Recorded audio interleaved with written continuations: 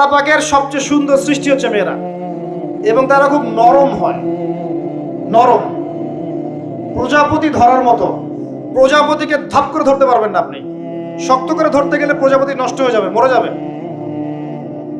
প্রজাপতিকে কোমল ভাবে ধরতে হবে, ঠিক মেয়েদের সামনেও আপনার কোমল থাকতে হবে।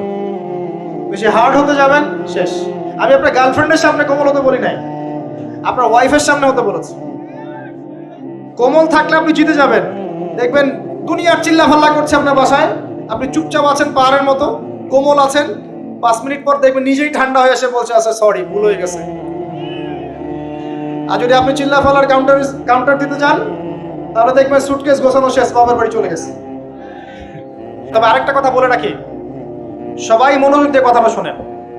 একটা পরিবারের ভিত্তি শুধু ভালোবাসা দিয়ে টিকে থাকে না, একটা পরিবারের ভিত্তি টিকে থাকে আপোষের বিশ্বাসের উপরে। একে অপরকে বিশ্বাস করতে শিখতে হবে, একে অপরকে শ্রদ্ধা করতে হবে, একে অপরের সম্মান দিতে জানতে হবে। আপনাকে আপনার স্ত্রীকে আপন মনে করতে হবে, আপনাকে আপনার স্বামীকে আপন মনে করতে হবে। বাইরের মানুষ আপন নয়, এরা আপন আপনার।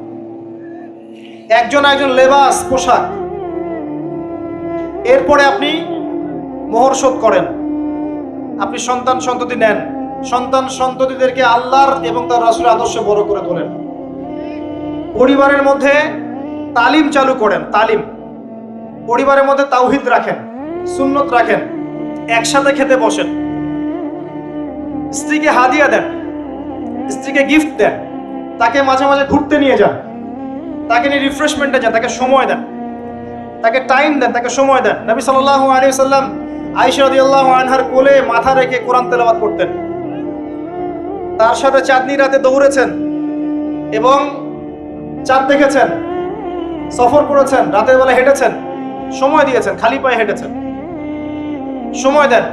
এখন এমন একটা অবস্থা যে পুরুষদেরকে মনে করা হয় যে তারা হচ্ছে মানি মেকিং মেশিন, তারা খালি টাকা পয়সা মেক করবে, আর স্ত্রীরা হচ্ছে ওই চুলা ঠেলবে সারাদিন। আমরা এমন মনে করে নিই আর কি। আবার এই যে ফ্যামিনিস্ট রেভলিউশন যখন থেকে আসছে, ফ্যামিনিস্ট রেভলিউশন কি জিনিস? দাজ্জালের ফলোয়ার্স আর কি, যে মেয়েদেরকে আপনি ঘরে রাখতে পারবেন না। তো তারা যখন থেকে এসেছে, ইমার্জ করেছে, তখন থেকে তার একটা কনসেপ্ট দিয়েছে যে পুরুষ আর নারী একে অপরের প্রতিদ্বন্দ্বী। দেখবেন প্রতিদ্বন্দ্বিতামূলক কথাবার্তা বলে। স্বামীর মুখের উপর তর্ক করতে যাবেন না। স্বামীকে বাইরের অনেকগুলো বিষয় ফেস করতে হয়। একজন স্বামী মনে করেন প্রশাসনে চাকরি করে, তাকে তার ডিউটি ফেস করতে হয়, তার বসকে মেনটেন করতে হয়, তার এগুলো সামলাতে হয়, তাকে বাজারঘাট করতে হয়, সারাদিন পরিশ্রম করে সে বাসায় ঢোকার পরে আপনি মুখটা গোমরা করে বসে থাকেন। স্বামী আহলান সাহলান করেন না, তাকে একটু আদর করেন না, মহব্বত করেন না, তো অটোমেটিকলি আপনার দিক থেকে তার মনটা চলে যাবে অন্যদিকে। স্বাভাবিক। আপনি আপনার স্বামীর জন্য সাজেন না, বাইরের মানুষের জন্য সেজে গুজে আপনি মার্কেটে যান। প্রবলেম সেগুলা। এরা মনে করে স্বামী স্ত্রী একে অপরের প্রতিদ্বন্দ্বী, অথচ এরা একে অপরের পরিপূরক, একে অপরের পরিপূরক। উভয় হৃদ্যতা ভালোবাসায় পরিবার গড়ে ওঠে। যে পরিবারের মধ্যে হৃদ্যতা ভালোবাসা আছে, ওই পরিবারের বাচ্চা কাচ্চারা দেখবেন বড় আলেম হবে, বড় নেতা হবে, বড় কিছু হবে ইনশাআল্লাহ। যেখানে এগুলো নাই, ওই সন্তানটা বড় হয় হতাশার মধ্যে, কাজের বুয়ার কাছে, ডে কেয়ার সেন্টারে। এরা তো বড় হয়ে জঙ্গি হবে, সন্ত্রাসী হবে, স্বাভাবিক। ভালো প্যারেন্টিং দিতে পারে নাই। এরকম না বিষয়টা। সময় দিতে হবে, একে অপরের দায়িত্ব বুঝতে হবে, আপোষের মধ্যে বিশ্বাস থাকতে হবে, ভালোবাসা থাকতে হবে, এবং সবরের মানসিকতা থাকতে হবে। মেয়েদের ব্যাপারে বলাই হয়েছে তারা বাঁকাহার, অতএব চাপ দিতে যায় না, ভেঙে যাবে। চাপ দিতে যায় না, ভেঙে যাবে। ওই অবস্থা ছেড়ে দিলে ওই অবস্থায় থেকে যাবে। একটা কথা আমি বলি, আমি শিখেছি আমার লাইফ থেকে, আল্লাহ পাকের প্রতিটা সৃষ্টি এক একটা রূপ। জানেন, রাবার গাছ দেখেছেন? রাবার গাছ, যে গাছ থেকে রাবার হয়, গাছটাকে দেখবেন পরিচ্ছন্ন, গাছটা পরিষ্কার। যে নিজে পরিষ্কার করে সে নিজেও পরিচ্ছন্ন। জমিনের মধ্যে দেখবেন মৃত জমিন, বৃষ্টি পড়লো, সজীব হয়ে উঠলো, সবুজ ধান ক্ষেত। এই সবুজ ধান ক্ষেতটা আপনার যৌবন, আস্তে আস্তে ফসল হবে। এই ফসল হওয়ার টাইমটা হচ্ছে আপনার পৌরত্ব। এরপরে ফসলটা কেটে ফেলা হবে। এই ফসলটা আপনার ভালো কাজ, আমল সালেহ, এটাকে রেখে দেওয়া হবে। বাকিটাকে হলুদ বর্ণের যে খড়কুটা, এটাকে জ্বালিয়ে দেওয়া হবে। এই যে ধান গজালো, একটা সিজন গেল, এর মধ্যে আপনার দুনিয়ার জীবনের হায়াতের রূপকতা আছে। জি, পাহাড়কে দেখেন, পাহাড় বিশালতা নিয়ে দাঁড়িয়ে থাকে, ওর গায়ে যতই ঢিল মারেন, লাথি মারেন, সমালোচনা করেন, সে নড়বে না তার জায়গা থেকে, থাকবে, সে ওর জায়গায় স্টিল থাকবে, কিন্তু সে শান্ত থাকে, সে চিল্লাফাল্লা করে না। তাই যারা সাহসী বীর তারা বেশি কথা বলে না, শান্ত থাকে। যারা পাহাড়ের মতো দৃঢ় ওরা বেশি কথা বলে না। সাগরকে দেখেন, বিশাল সাগর, কক্সবাজারে যান, সাগরকে বিশাল সাগর গর্জন করছে, ভিতরে অনেক সম্পদ, অনেক মাখলুক আছে। আপনি সামনে গিয়ে দাঁড়ান, বিনয়ের সাথে আপনার পা ধুয়ে দিবে, কোনো অহংকার করবে না। প্রতিটা সৃষ্টি আল্লাহ পাকের এক একটা মেসেজ দেয়। ঠিক মেয়ে মানুষও একটা মেসেজ দেয়। কি মেসেজ? আল্লাহ পাক মানুষকে সবচেয়ে সুন্দর করে সৃষ্টি করেছেন, আর মানুষের মধ্যে মেয়েদেরকে সবচেয়ে বেশি সুন্দর করে সৃষ্টি করেছেন। আর আমরা মা বোনদেরকে রিকোয়েস্ট করব, 4টা মূলনীতি মেনে কাপড় চোপড় পরবেন। আপনার কাপড়টা এমন হবে না যে কাপড়টা পরলেও অঙ্গ প্রত্যঙ্গ দেখা যায়, বোঝা যায়, এমন হবে না। কাপড়টা এমন হবে না এত টাইট ফিটিং যে আপনার অঙ্গের উঁচু নিচু অবয়ব বোঝা যায়, এমন হবে না। কাপড়টা এমন হবে না যেটা অমুসলিমদের পোশাক, আর কাপড়টা এমন হবে না যেটা পুরুষদের পোশাক। এই মূলনীতিগুলো মেনটেন করে কাপড় পরবেন ইনশাআল্লাহ।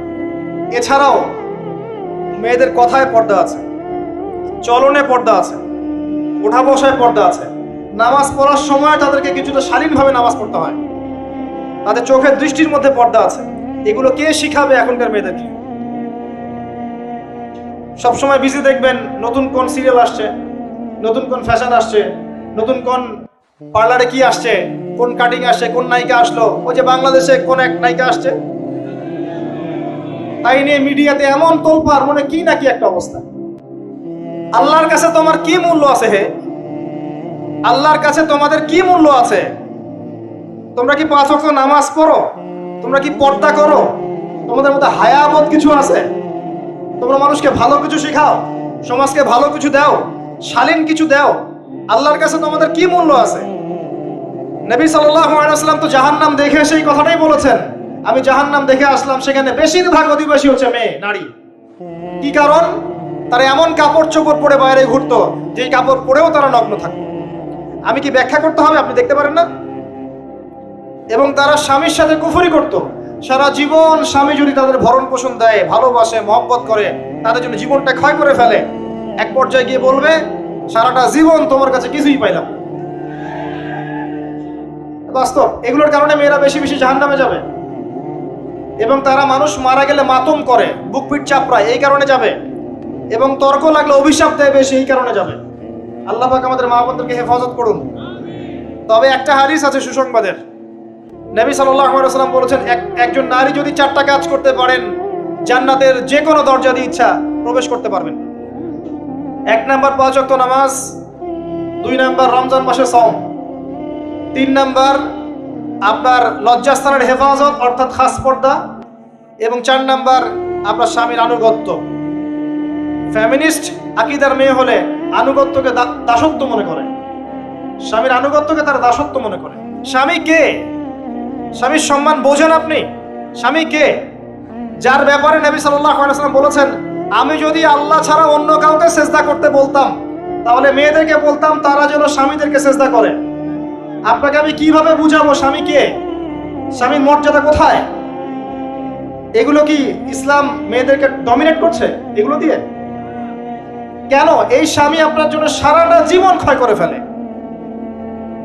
একটা চোর পর্যন্ত, একটা চোর, একটা করাপ্টেড মানুষ, দুর্নীতিগ্রস্ত মানুষ, সে চুরি করে, দুর্নীতি করে এনে বাচ্চাকে খাওয়ায়।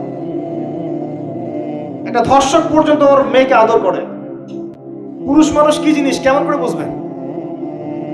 সারাটা জীবন ক্ষয় করে ফেলায়।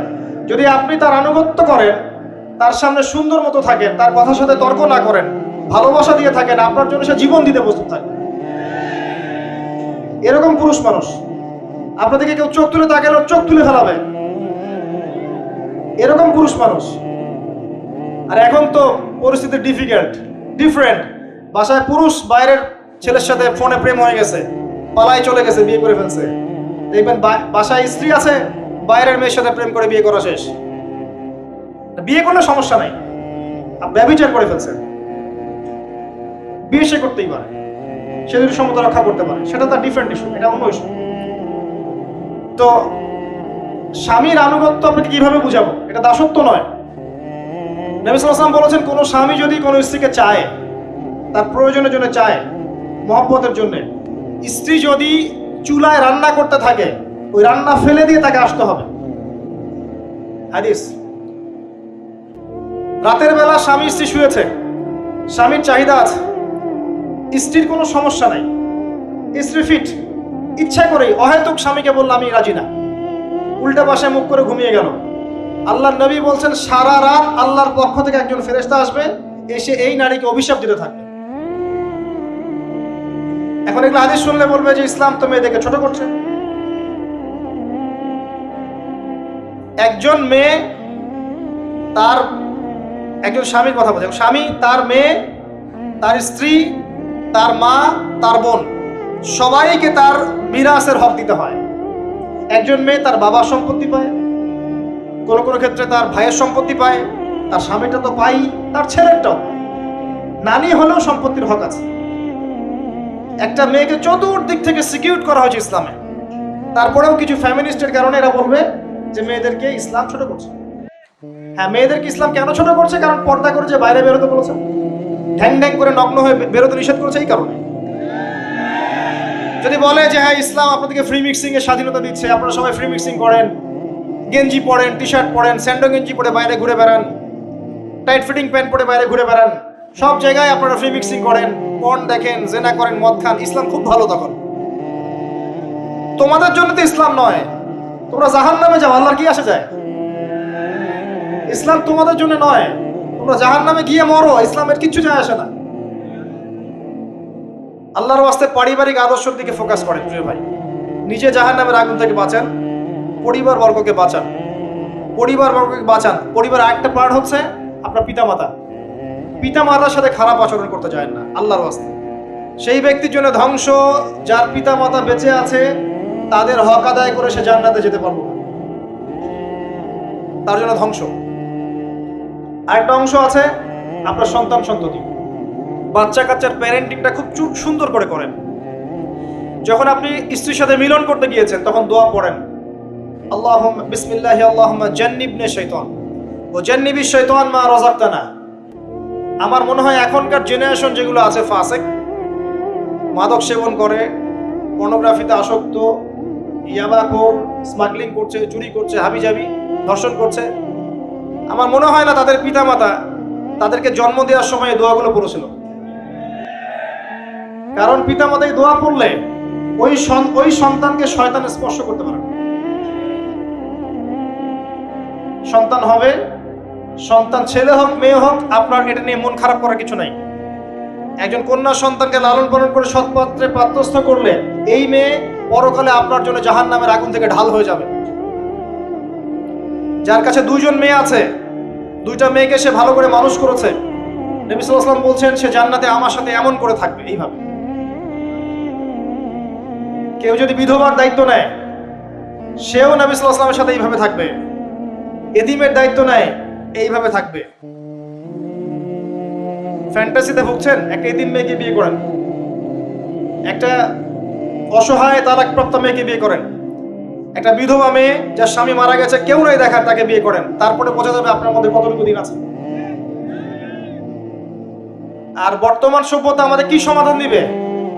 সবাই যদি দিনদার একটা করে ক্যাটরিনা খোঁজে, এই এতিম, এই বিধবা, এই যাদের দেখার কেউ নাই, এই মেয়েগুলা কি রাষ্ট্রের সম্পত্তি হয়ে থাকবে? এদের দায়িত্ব কে নিবে? পুরুষরা যদি দায়িত্ব না নেয়, কে দায়িত্ব নিবে?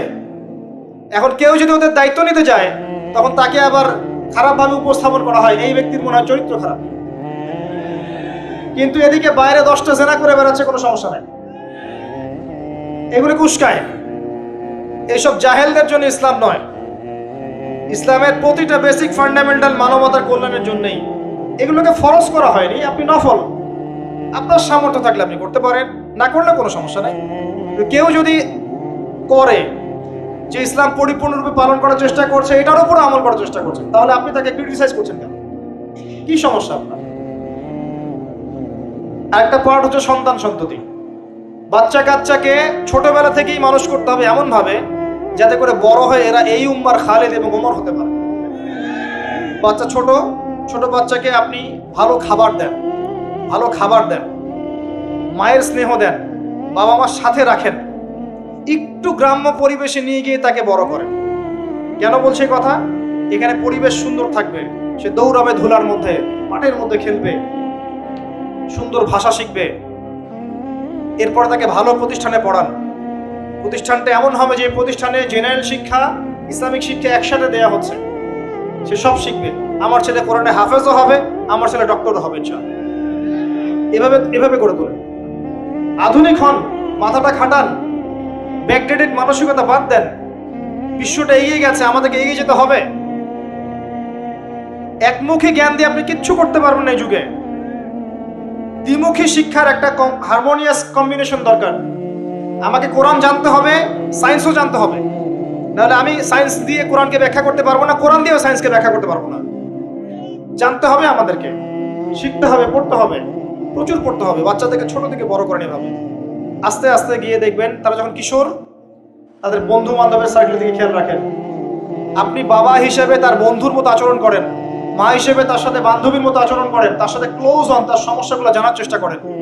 তাকে ফ্রি মিক্সিং এর মধ্যে পড়াশোনা করতে দিবেন না, না হলে স্কুল লাইফে সতীত্ব হারিয়ে ফেলবে। অনেক সময় অনেক মেয়ে আছে স্কুল লাইফে সতীত্ব হারিয়ে ফেলেছে, কলেজ লাইফে যেতে যেতে প্রস্টিটিউশনে চলে গেছে। অনেক মেয়ে আছে, এগুলো টপ সিক্রেট না, এগুলো সব ওপেন সিক্রেট। এখন ঘরে ঘরে সমস্যা, মানুষ লজ্জায় বলতে পারে না। যে কটা মিডিয়া আসে এগুলো তো আমরা জানি, ঘরে ঘরে এই সমস্যা ঢুকে গেছে, মানুষ লজ্জায় বলতে পারে না। ছোট ছোট বাচ্চা মেয়েদেরকে পর্যন্ত রেপ করা হচ্ছে এখন। এটা সেই ফ্যামিলিস্ট রেভলিউশনের কারণেই হচ্ছে। যত বেশি জেনাকে উস্কে দেওয়া হবে তত বেশি ধর্ষণ বাড়বে। ধর্ষণ বাড়তে বাড়তে এক পর্যায়ে বাচ্চাদেরকে ধর্ষণ করা বাড়বে। এরপরে কি হবে জানেন? এরপরে মানুষ সমকামী হবে বেশি বেশি, ছেলে ছেলের সাথে, নাউজুবিল্লাহ। তারপরেও কি হবে বলে যাচ্ছি, এরপরে আরো একটা ধাপ আসবে, যখন মানুষ গবাদি পশুর সাথে জেনা করবে। দেখে নিয়ে, এগুলো হাদিসে এসেছে, এমনি এমনি বলছি না, মানুষ এগুলো করবে। বাচ্চা কাচ্চাকে বড় করেন, ভালো খাবার দেন, ওকে খেলাধুলা করতে দেন। ও যত বেশি খেলাধুলা করবে ওর শরীরটা ক্লান্ত হবে, তখন খাবে ভালো, বেশি খাবে, ব্রেন শার্প হবে, ওকে ওর নেতৃত্ব দেওয়ার যোগ্যতা অর্জন হবে। ওকে খেলাধুলা করতে দেন, ওকে ব্যায়াম করতে বলেন, ওকে সাঁতার শেখান, ওকে তাইকুন্ডু শেখান, ওকে ফিজিক্যাল এক্সারসাইজ শেখান। ওই ডিভাইসে অ্যাডিক্টেড করবেন না, উল্টাপাল্টা কার্টুন দেখান না, উল্টাপাল্টা অ্যানিমেশন দেখান না, এমন গেমসের মধ্যে আসক্ত করে দিয়েন না, বাসায় ডিভাইস দিয়ে দিয়েন না, সারাদিন এগুলো খেলছে, এগুলো দিয়েন না। ওকে কায়িক পরিশ্রম করান, একটু বড় হয়ে গেলে বাজারে পাঠান, বাস্তবতা শিখুক, সংসার করতে শিখুক, ডিল করতে শিখুক, সামাজিকতা শিখুক, ওকে সামাজিক বানান। গাছ লাগানোর কাজে ওকে ইনভলভ করে দেন, রক্তদান কর্মসূচিতে ওকে ইনভলভ করে দেন, ওকে সমাজ কল্যাণমূলক কাজ করতে শুরু করে দেন। দেখবেন ও সামাজিক হবে ইনশাআল্লাহ। কম্বল বিতরণ করতে বলেন, ত্রাণ দিতে বলেন, ওকে ওকে উৎসাহ দেন, নামাজে উৎসাহ দেন, রোজা রাখতে বলেন। মেয়ে ছোট থেকে মেয়েকে পর্দা করতে বলেন, বলে ও দেখবে যে আমার মা যখন বাইরে যায় তখন এই পোশাকে বাইরে যায়। আলহামদুলিল্লাহ, আমি দোয়া করি আল্লাহ পাক আমার মেয়েকে যেন খাদিজা রাদিয়াল্লাহু আনহার মতো কবুল করে। আমাকে বলেছে যে বাবা আমি 5টা বোরখা নিব। ওর বয়স 3 বছর। ওকে ওর মা বলেছে যে বাইরে যেতে হবে বাবার সাথে একটা প্রোগ্রামে। ও বলছে আমি বোরখা পরবো, না হলে যাবো না।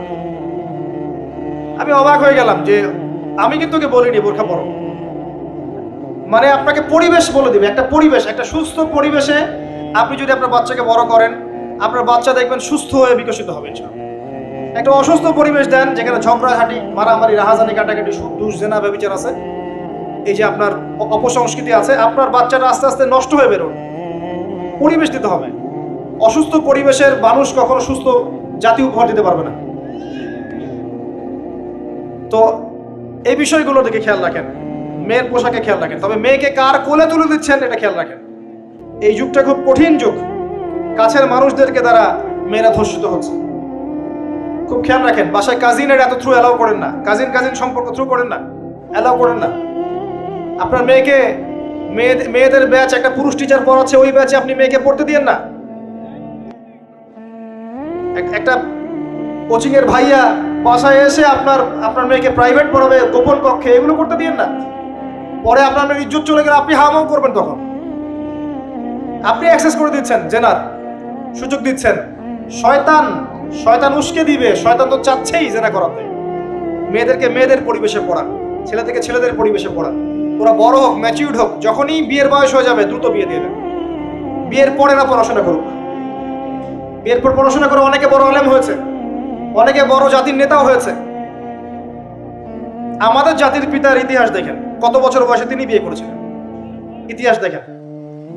একজন প্রেমময়ী নারী যদি পাশে থাকে, একজন ব্যক্তি বিশ্ব জয় করতে পারে। এই যে প্রমাণ দেখিয়ে দিয়েছে, করেন নাই? এরকম আগেকার মানুষদেরকে দেখবেন, ম্যাচিউরড হয়ে গিয়েছেন, বিয়ে করেছেন, এরপরে স্ত্রী পাশে ছিল, বিশ্বকে ডিল করেছে, নেতৃত্ব দিয়েছে। এই বিষয়গুলোতে খেয়াল রাখেন। পরিবারে হারাম ঢুকতে দিয়েন না, পরিবারটাকে ইসলামিক মূল্যবোধে করে তোলেন। কু আনফুসাকুম ওয়া আহলিকুম নারা, এই হাদিসের উপর আমল করেন। আল্লাহ পাক তৌফিক দান করুন, আমিন।